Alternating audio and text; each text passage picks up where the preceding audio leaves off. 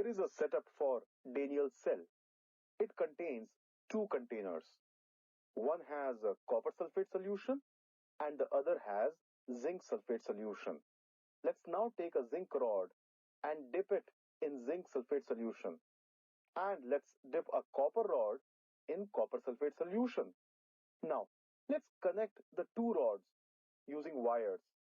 And we also put a switch and a voltmeter.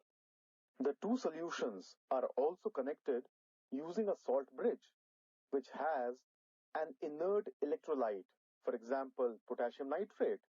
Now, as soon as the switch is closed to complete the circuit, current starts flowing from copper electrode to the zinc electrode.